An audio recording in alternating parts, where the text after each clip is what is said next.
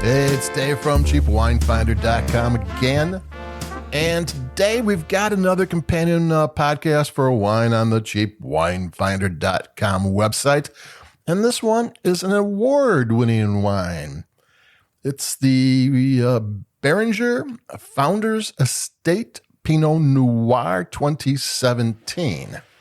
It's a wine that you can find for $7.99 in supermarkets. And it is the number one wine on Wine Enthusiast Top 100 Best Buys of 2019. Numero uno. That in itself is weird that a supermarket wine is the top 100. Every so often, I know a couple of years ago, a box wine made number 50, and that sort of thing does happen. And I know Kung Fu Girl Riesling usually makes the top lists, and the Lindemann's Bin 65 Chardonnay, which is $4 half the time, comes in there on a regular basis too. But the number one wine for a Pinot Noir that is actually from non-Pinot Noir growing areas, the Beringer's website doesn't give a ton of information, but they say it comes from the California Delta region, which is Clarksburg and Lodi in the Central Valley. And it's also, they said there's some from coastal Central Coast too. The Delta is the San Pablo Bay, which is north of the San Francisco Bay. And that's the reason Conderos in Sonoma and Napa can do Pinot Noir and Chardonnay. And it's also the southern border for parts of Sonoma and parts of Napa too. And it really helps them, even though they're inland. But Clarksburg and Lodi are 100 miles away from the ocean. And it's the San Pablo Bay that helps them. And Clarksburg is getting very well known for Chenin Blanc. And Lodi is Zinfandel. It's famous for Zinfandel, and they're actually been liking their Cabernet Sauvignons lately, and they do other things there too. Lodi has some really nice winemakers there, and so does Clarksburg. But Pinot Noir, they're not all that famous for Pinot Noir. There's a lot of growing areas. Normally with Pinot Noir, you get coastal because you got to have the cool breezes and the fog and all that kind of stuff. And yeah, there are areas in Clarksburg and Lodi that can do that, but they get very hot during the day. After the fog wears off and before the sun goes down, it can get hot. So this is not from the kind of places that wine publications and the wine critics normally get kind of goofy over. This is kind of, and plus it's a supermarket, it's $8. Now, on the other hand, I have known for a long, long time, well, maybe a few years anyway, that California Pinot Noir is maybe the best value red wine. There's been a ton of inexpensive red wines that I've loved. It's like one of the things about if you want a very inexpensive red wine, look for Grenache from Spain or the Rhone Valley or even the Languedoc. Or you don't find it too cheap in California, or you go Pinot Noir. One of the reasons why is California Pinot Noir, they started making it like the gamay out of Beaujolais. That's a whole different winemaking technique, open top fermentation and carbonic maceration. Don't ask me how they do it or what that is exactly, because I'll get it all wrong. So they've been making it better. And so to have a inexpensive Pinot Noir on a best of list is, I can see that. Number one. Whoa. And, do I think is this my number one wine of 2019? Not that I do wine lists, because I can't remember last month. How am I going to do the whole year? But no, it isn't. This is a Pinot Noir that's more on the Meiomi style of Pinot Noir, kind of ripe and juicy, flavorful, not so much, whispery and sleek, and, there's a lot of funkiness going on in the best Pinot Noirs. And, this has a little bit of funk and herbs and spices and those kind of things, which means I should take a sip.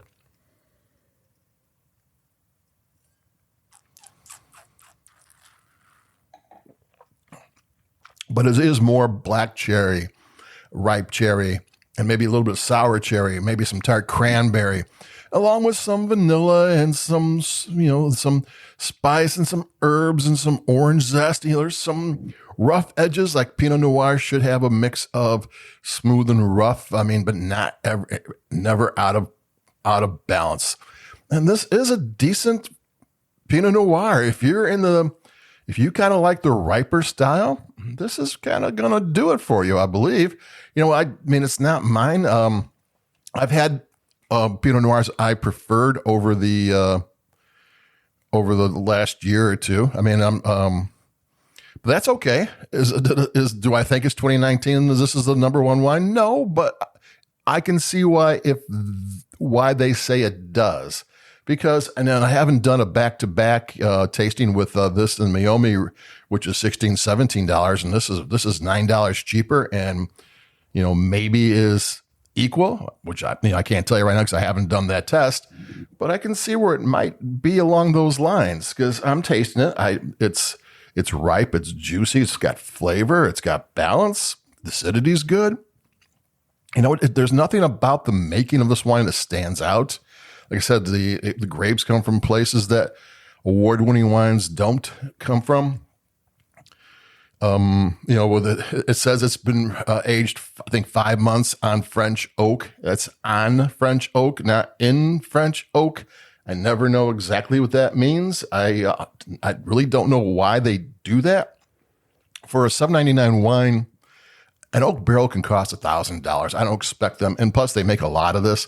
I don't expect them to spend $50,000 on oak. No, that wouldn't even do it. On oak barrels just for a $7.99 wine. They need more than 50 barrels for this. It'd be a ridiculous amount of money they have to spend. So throwing in oak staves and oak chips, they do all sorts of really crazy work with that nowadays. It's, they can throw in a mixture of, different chars on it. They don't char it, but just to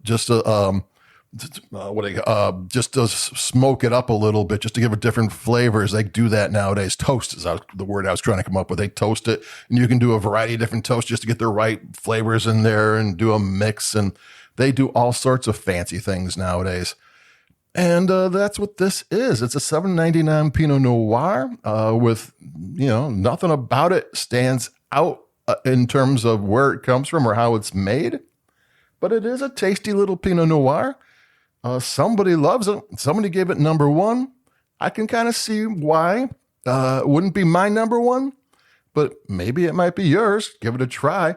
Oh, and the weird thing about this, I thought, okay, a $7.99 wine that's number one on Wine Enthusiast top 100 best buy list. I figure every store I go to would have a kiosk out there with with this stacked up and a sign telling you what it was, so people just walking by would grab one. Because heck, why wouldn't you not buy the number one wine of 2019 for $7.99? And I couldn't find it anywhere. I went to 5 different shops, and I finally went to a supermarket, and it was on the bottom shelf behind another kiosk. They put a kiosk right in the middle of the aisle, and it's right behind it. I had to go look behind it to find it. They hid it. I don't know. I guess wine accolades don't sell inexpensive wine or something. I don't get why it wasn't standing out. Because if I was going by and I knew that it was a number one wine was only $8, I'd give it a try. Half the time, number one. Well, this is the Best Buy list, but even at the Best Buy, half the time they're expensive, or you can't find it anywhere. It's some French wine that they imported 10 cases to the United States. But there you go. This is a very, not easy to find, but it should be. Beringer makes a lot of it. Beringer's the oldest continuously operating winery in the United States since 1876. They make $400 estate bottle wines, and they make $4 wines. They run the gamut. Beringer's been making wine forever.